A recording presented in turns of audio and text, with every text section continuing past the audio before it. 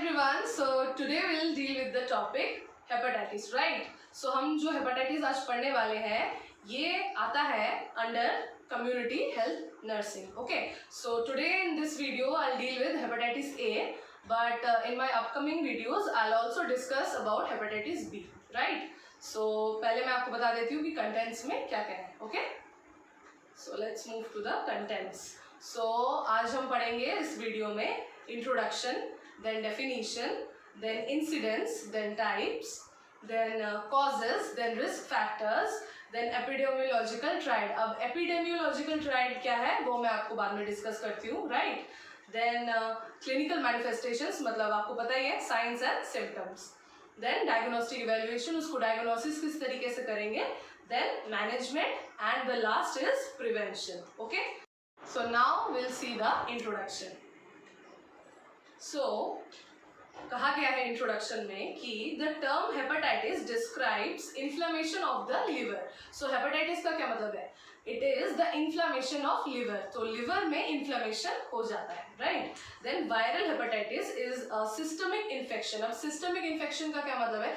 Systemic related to the body system, the whole circulatory system. So viral hepatitis is systemic infection affecting the liver predominantly with primary inflammation of the liver by any one of the hepatotrophic viruses.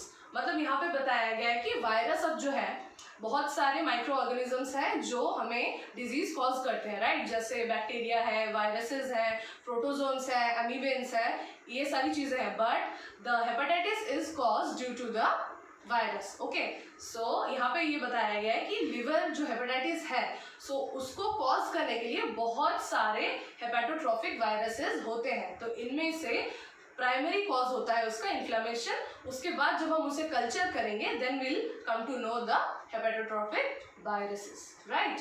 Then among all the types HBV मतलब hepatitis B virus is the only DNA virus. अब यहाँ पे देखने की बात है क्या कि जितने भी टाइप्स हैं वहाँ पे जो हेपेटाइटिस बी वायरस है वो सिर्फ और सिर्फ DNA वायरस है. उसके अलावा जितने भी टाइप्स हैं सब RNA वायरसेस है, right? Then RNA means what? Ribonucleic acid, and DNA means what? Deoxyribose nucleic acid. So ये सिर्फ हेपेटाइटिस बी का कैरेक्टरिस्टिक फीचर है. Okay, then the rest are RNA virus as I've already told. Then the viral hepatitis is classified, मतलब इसको किस हिसाब से classify किया गया है? क्लासीफाई कैसे हुआ है? First one is acute hepatitis, then is chronic hepatitis. अब मैंने आपको बताया है कि acute का मतलब क्या है? acute means sudden onset, मतलब ज़्यादा दिनों से नहीं हुआ है, सडनली कॉज हुआ है, so that is acute, right? Then chronic hepatitis. अब क्रॉनिक क्या है? क्रॉनिक मीन्स प्रोलॉन्ग टाइम से, बहुत लंबे समय से अगर आपको हो रहा है कोई प्रॉब्लम या related to liver problems, so that means आपको क्रॉनिक हेपेटाइटिस हो सकता है या फिर हुआ होगा या maybe signs and symptoms उसके नजर आए होंगे, right? So what is acute hepatitis?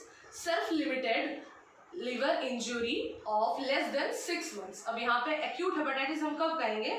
जब ये जो इंजुरी है लिवर में जो हुई है या जो वायरल इन्फेक्शन है ये लेस देन 6 months होगा, मतलब 6 महीने से अगर कम है. So we will tell that it is acute hepatitis, right? So अब क्रॉनिक हेपेटाइटिस कब कहेंगे? Hepatic inflammation for more than 6 months. अब क्रॉनिक कब कहेंगे? कि जब 6 महीने से ज़्यादा इन्फ्लेमेशन या डिजीज या कोई इंजुरी ये हम देखेंगे लिवर में, सो दैट इज क्रॉनिक. मतलब एक्यूट मतलब लेस देन 6 months, क्रॉनिक मतलब more than 6 months. Now will move to the definition.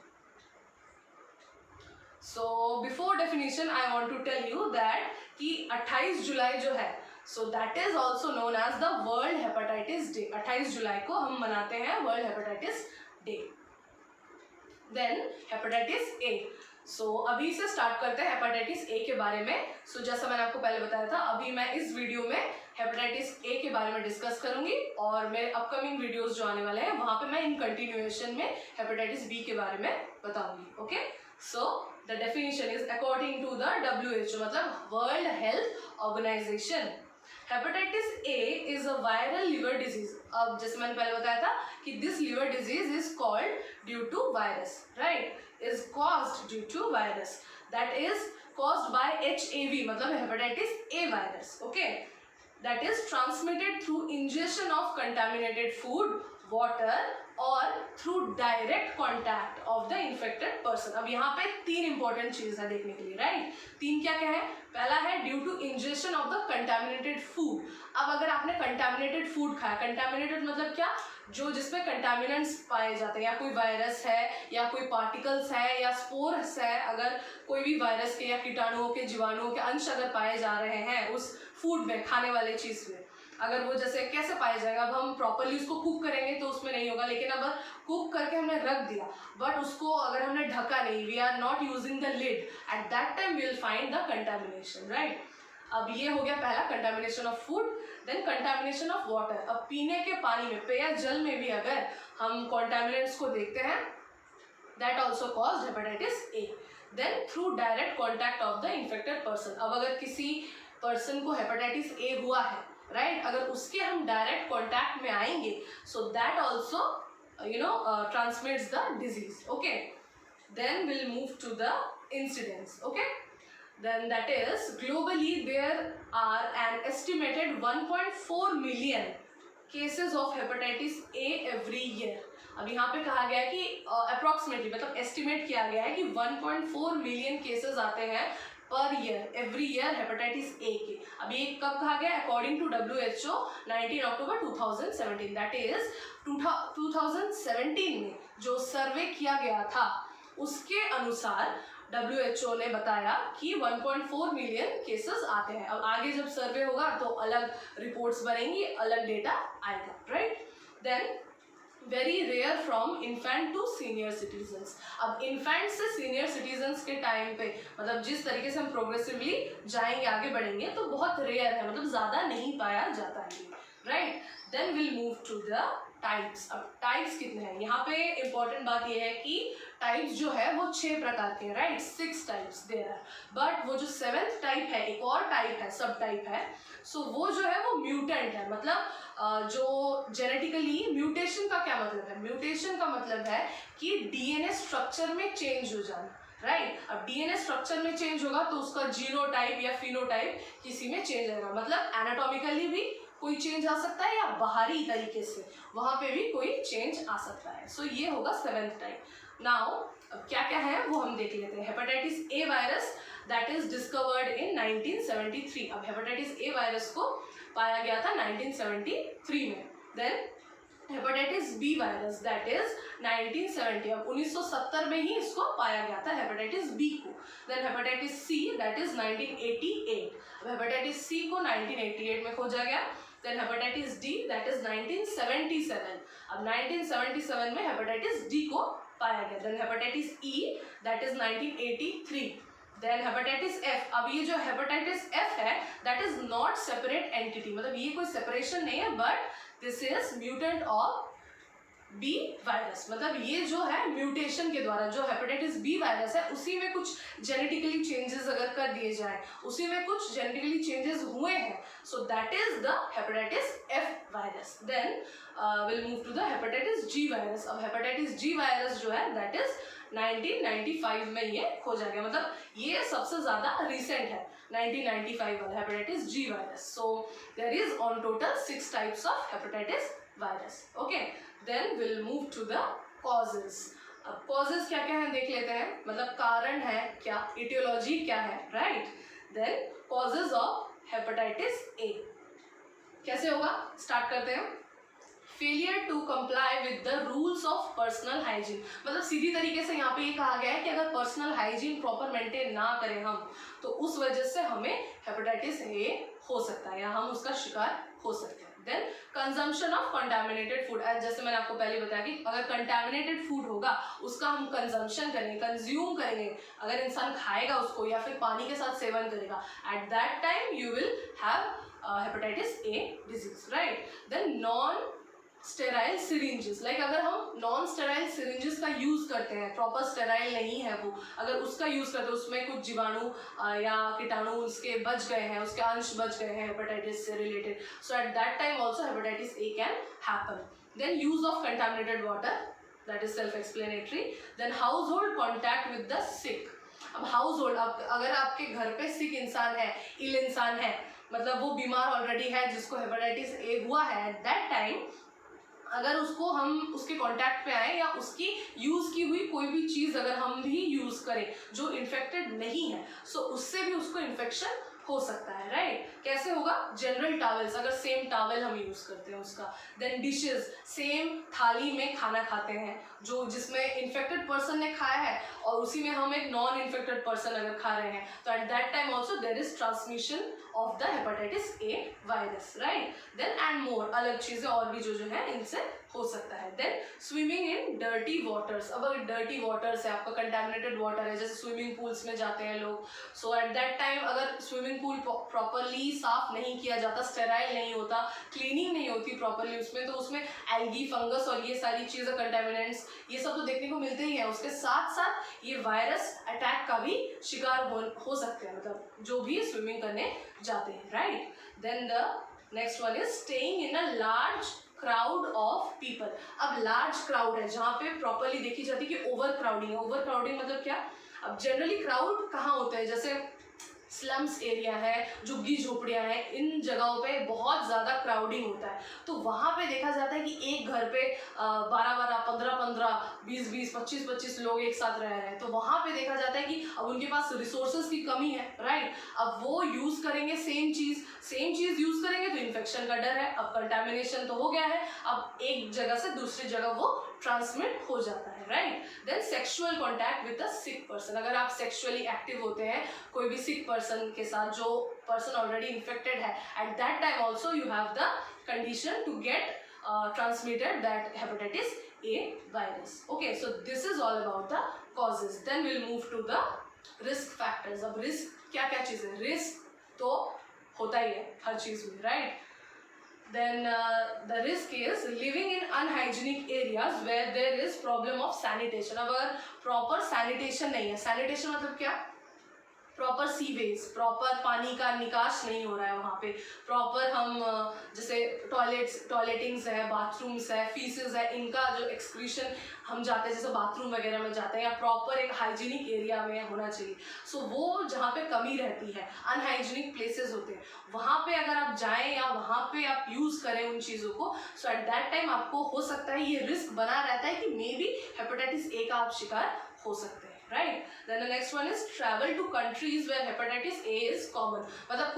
मतलब एपिडेमिक एरियाज होते हैं जो हेपेटाइटिस ए के लिए कॉमन है, राइट? कुछ देश है इनमें हेपेटाइटिस ए के जो फैक्ट्स है, हेपेटाइटिस ए के जो लक्षण है वो ज़्यादा देखे जाते हैं। अगर वहाँ पे अगर आप ट्रैवल करते हैं, उस कंट्री में जाते हैं, तो you are prone to get the hepatitis A infection, right? Then people who inject illegal drugs. अब इंजेक्ट इलीगल ड्रग्स, अब पहली चीज़ तो ये है कि ड्रग्स लेना ही नहीं चाहिए, राइट? अब अगर इलीगली आप ले रहे हैं, मतलब ले भी रहे हैं वो भी इलीगल वे में आप कर रहे हैं, मतलब जो लोगों से छुप छुपा के जिस तरीके से आप ले रहे हैं। अब अगर आपके पास प्रॉपर रिसोर्स नहीं है, तो उस टाइम पे आप क्या करेंगे कि ये जो एक सिरिंज है, भाई तू भी लगा ले, भाई ये भी लगा ले, उसी में ले ले, तो भाई नशा वशा कर लेते ये सब। तो एट दैट टाइम क्या होता है कि सेम सिरिंज आप यूज़ कर रहे हैं इंजेक्शन के लिए या कोई भी ड्रग इंजेक्ट करने के लिए, सेम रूट आप यूज़ करें, तो एट दैट टाइम आपको ये रिस्क बना रहता है कि hepatitis A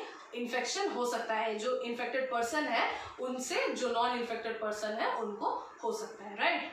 then homosexual main, अब जो होमोसेक्सुअल मेंस है उनमें भी ये देखा जाता है, right? Then will move to the epidemiological triad. तो अब ये एपिडेमियोलॉजिकल ट्रायड है क्या? सो ये एक बहुत ही इंपॉर्टेंट कैरेक्टरिस्टिक फीचर है कम्युनिटी हेल्थ नर्सिंग का। सो एज यूजुअल कि मेंटल हेल्थ नर्सिंग डिफरेंट है, मेडिकल सर्जिकल नर्सिंग डिफरेंट है। सो मेडिकल सर्जिकल नर्सिंग में जैसे हम देखते हैं कि पैथोफिजियोलॉजी होता है। पैथोफिजियोलॉजी मतलब क्या? उसका जो पैथोजेनिक पाथवे है, दैट इज राइट। अब यहाँ पे जो कम्युनिटी का पार्ट है, सो यहाँ पे ये बताते हैं कि एपिडेमियोलॉजिकल ट्रायड, ये भी सेम क्राइटेरिया है, बट यहाँ पे क्या 3 चीज़ों पे मेनली निर्भर करता है जो भी डिजीज आपको होता है। सो वो 3 चीज़ें क्या क्या है? First one is the agent. अब एजेंट क्या है भाई? LIC एजेंट वगैरह ये सब नहीं। एजेंट मतलब क्या कि जो कॉमनली कॉजिंग वायरस है। अब जो ये वायरस है वो एजेंट है, वो आपकी बॉडी में जाएगा, मतलब वो कैरियर है, हम कैरियर कह सकते हैं उसको, या फिर उसको हम कह सकते हैं कि वो जो डिजीज कॉज करता है, that is the positive agent. Then the second one is host. अब होस्ट क्या है? होस्ट मतलब जो होस्ट कर रहा है, मतलब जो पनाह दे रहा है, जो जगह दे रहा है उस वायरस को रहने की।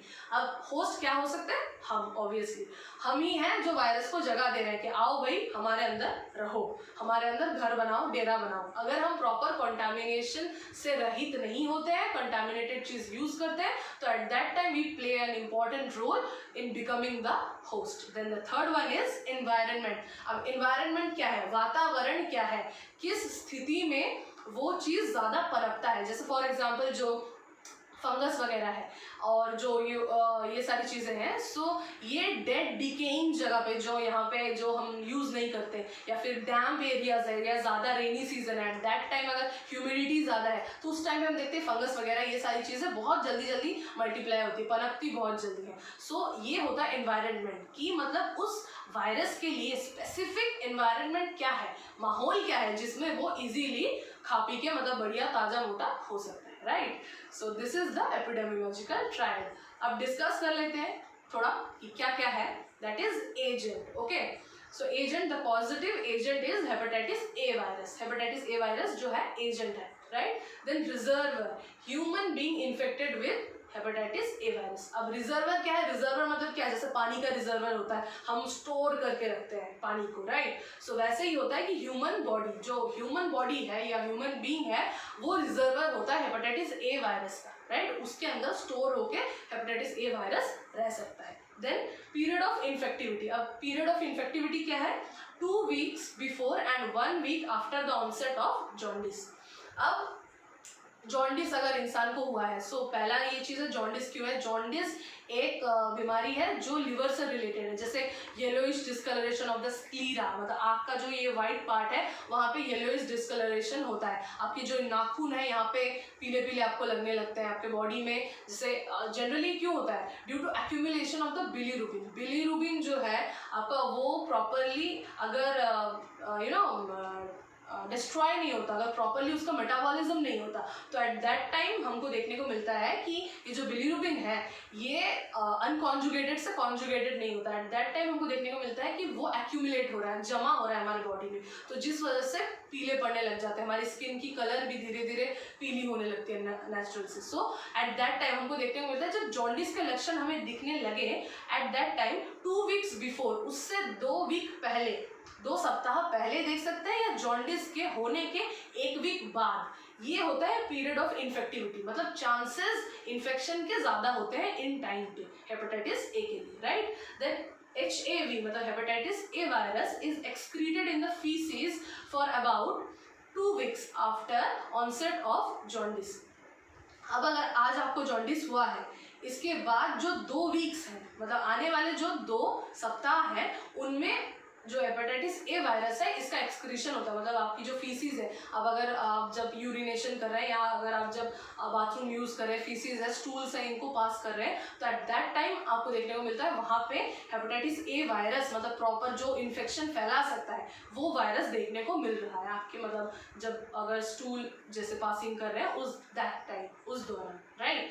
Then hepatitis A is found in the blood, serum, faeces and other body fluids. अब यहाँ पे क्लियर कट बता दिया गया है कि हेपेटाइटिस ए जो वायरस है ये आपके ब्लड में मिल सकता है, सीरम में मिल सकता है, फीसिस में मिल सकता है, और अदर बॉडी फ्लूइड्स जैसे स्वेट है और हमारा टीयर्स है, रोना, तो अदर जो भी बॉडी फ्लूइड्स है यहाँ पे भी हेपेटाइटिस ए वायरस जो है ये वायबल रहता है। मतलब अगर ये किसी के कांटेक्ट पे आए, infected person, non infected person के, और उन्होंने अगर टच कर लिया उनका स्वेट या फिर उनसे उनका मतलब खाया हुआ खाना या फिर कुछ भी उनका सलाइवा, ये सारी चीज़ें अगर उनके कांटेक्ट में आ गई, so the non infected person also can become the infected through hepatitis A, right. Then अब जाते हैं host, right. HAV is frequent in children. अब बच्चों में ज़्यादा देखा जाता है HAV, हेपेटाइटिस ए वायरस। क्यों? अब यहाँ पे सवाल आता है कि क्यों बच्चों में ही ज़्यादा देखा जाए, क्योंकि बच्चे जो है वो प्रॉपर अगर उनको हम ध्यान ना दें तो कुछ भी उठा लेंगे। जैसे हम जब छोटे थे, या आप भी सभी लोग ऐसा करते थे कि कुछ भी है उठा के मुंह में डाल दिया। सो ऐसा है, जब पानी वगैरह है नहीं देखते हैं तो कुछ भी छप छप कर रहे हैं, उसी में उसको मुंह में डाल रहे हैं। तो वैसे हमें नहीं पता होता कि ये कंटेमिनेटेड है या साफ है, प्योर है। सो कुछ भी अगर कंटेमिनेशन चीज़ है वहाँ पे और उसको हमने लिया और मुँह में डाल दिया, सब बच्चे नेचुरली करते हैं, तो इसीलिए उनमें चांसेस जो है वो ज़्यादा पाई जाती है हेपेटाइटिस ए वायरस होने की, right. Then hepatitis A virus affects both sexes equally, मतलब जो भी जेंडर है, जैसे मेल है फीमेल है, बोथ को, मतलब दोनों को ही इक्वली अफेक्ट करता है, right. Then immunity is developed after one attack and last for life. अब ये है क्या, प्राइमरी इम्यूनिटी। सो ये प्राइमरी इम्यूनिटी क्या है कि अगर आपको हेपेटाइटिस ए वायरस हो गया है, मतलब हेपेटाइटिस ए वायरस ने आपको इंजेक्ट कर लिया है या उसने आपको नुकसान पहुंचाना स्टार्ट कर दिया, हेपेटाइटिस ए मतलब जो बीमारी है, डिजीज है, वो आपको हो गई है। सो एट दैट टाइम, अगर जब एक बार हो जाती है फिर आप सही हो जाते हैं, तो एट दैट टाइम आपको क्या, इम्यूनिटी डेवलप हो जाती है, मतलब अगली बार आपको होने के चांसेस नहीं, ना के बराबर होते हैं। और लास्ट फॉर द लाइफ, मतलब लाइफ लॉन्ग जितने दिन आप जिएंगे उतने दिन उसके अगेंस्ट में इम्यूनिटी आपके बॉडी में रहती है, ओके। देन एनवायरनमेंट, अब वातावरण के बारे में देख लेते हैं। ओवर क्राउडिंग, जैसे मैंने आपको पहले बताया था कि अगर ओवर क्राउडिंग है, ज़्यादा लोग एक जगह पे मिलके जुलके ऐसे रह रहे हैं, सेम रिसोर्सेज यूज कर रहे हैं, so at that time you can have the hepatitis A disease, right. Then rainy season, yes, with heavy rainfall is also associated with the occurrence of disease in India। अब India में ही ज़्यादा देखने को मिलता है कि जो रेनी डेज है, जहाँ पे बारिश ज़्यादा हो रही है, और वो भी हेवी रेन, बहुत ज़्यादा बारिश हो रही है, बहुत लंबे टाइम से बारिश देख रहे हो, so at that time India में चांसेस होते हैं हेपेटाइटिस ए के इन्फेक्शन के, right. Then poor standard of sanitation, sanitation proper अगर नहीं हो रही है, सो टॉयलेटिंग प्रॉपर नहीं है, सीवेज प्रॉपर नहीं है, so at that time we can see the hepatitis A disease. Then unhygienic surroundings, that is self-explanatory. Then we'll move to the clinical manifestation, मतलब signs and symptoms क्या देखने को मिलते हैं अगर hepatitis A हो गया है हमें।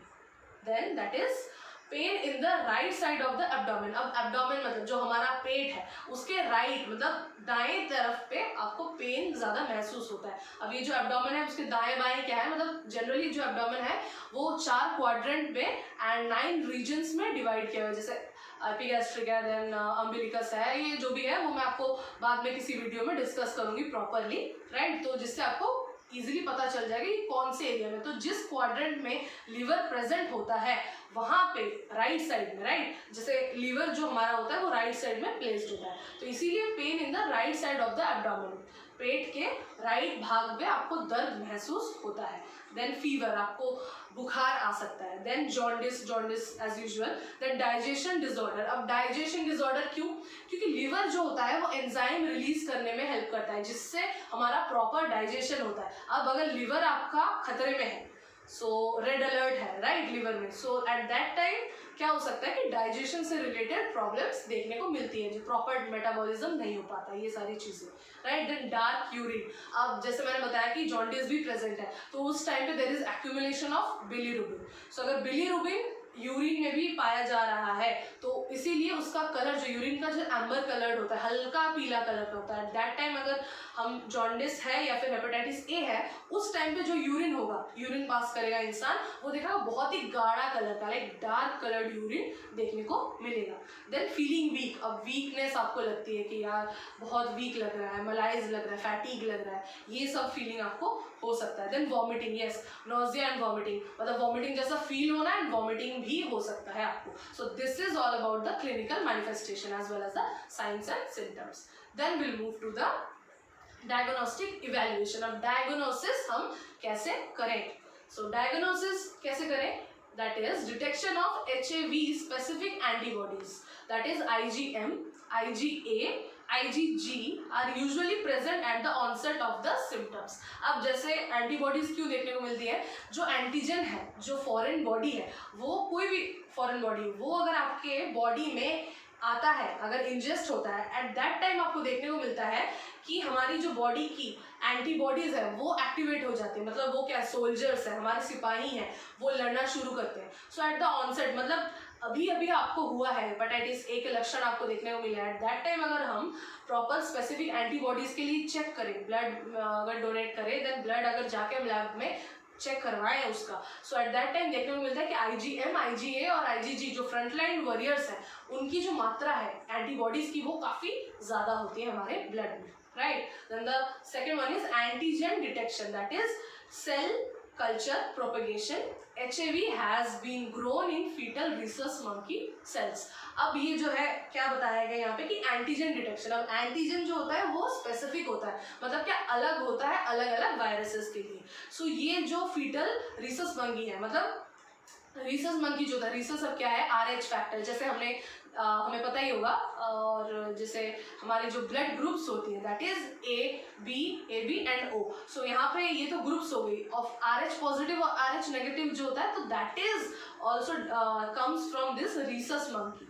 सो rhesus monkey जो है उसकी जो फीटल सेल्स होती हैं, जब वो प्रॉपर ग्रोन नहीं होता है, मतलब प्रॉपर बेबी नहीं आता है, तो जो फीटस में फीटल डेवलपमेंट के टाइम पे उसकी जो सेल्स होती है वहाँ पे ये बहुत ज़्यादा कल्चर किया जाता है HAV का। सो हेपेटाइटिस ए वायरस का एट दैट टाइम अगर हम कल्चर करें और सेल कल्चर प्रोपेगेशन अगर हम मेथड से यूज करें, सो वहाँ पे एंटीजन डिटेक्ट हम इजीली कर सकते हैं। तो जिस तरीके से हमें पता चल सकता है कि आपको हेपेटाइटिस ए वायरस से कोई नुकसान हुआ है या फिर नहीं, या फिर आपको वो डिजीज है या फिर जनरल लक्षण है कुछ और है, राइट।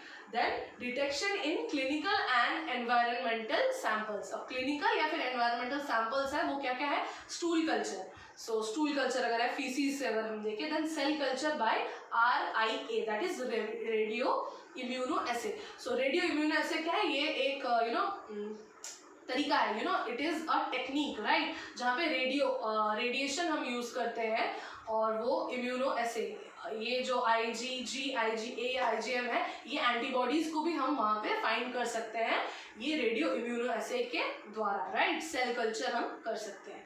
सो ये डिटेक्शन हो गया क्लिनिकल environment and samples का। Then nucleic acid sequencing is performed by PCR, that is polymerase chain reaction। So ये polymerase chain reaction क्या है, राइट। सो पॉलीमरेज चेन रिएक्शन जनरली क्या DNA से RNA में कन्वर्ट करने के लिए किया जाता है। सो दैट ये क्या होता है कि एक अगर छोटा सैंपल हमें मिला है, सो उसको अगर हम चेक करने जाएं लैब में, तो हमें उसको पहले एम्पलीफाई करना पड़ेगा, उसको बढ़ाना पड़ेगा। क्या पता अगर हम टेस्ट करने जाएं उस हिसाब से अगर उतना ही सैंपल है, मान के चलो एक बाल का टुकड़ा है या फिर कुछ ऐसे है, ब्लड सैंपल्स है, ये सब हमें मिले हैं, सो उतना ही सैंपल हमारे पास अवेलेबल है, at that time we have to amplify that sample. So वो यूज होता है पॉलीमरेज चेन रिएक्शन के थ्रू, राइट। सो इस हिसाब से हम इस पॉलीमरेज चेन रिएक्शन को ऑल्सो हम यूज कर सकते हैं क्या, न्यूक्लिक एसिड सीक्वेंसिंग में। अब न्यूक्लिक एसिड कहाँ पर पाया जाता है, deoxyribose nucleic acid, that is DNA culture जो हम करेंगे generally. So at that time we can use the method of PCR for detecting any antibodies or antigen related to the HAV, hepatitis A virus. Then molecular detection for water and food। अब food के और water के जो molecules हैं उसको हम detect कर सकते हैं, जाके check कर सकते हैं कि contamination उसमें अगर hepatitis A का है, so that means hepatitis A से related आपको disease हुआ है। So this is all about the diagnostic evaluation. Then we'll move to the management। अब treat कैसे करें, manage कैसे हम करें। So there is no specific management, specific management भी नहीं है, but supportive therapy can improve comfort levels।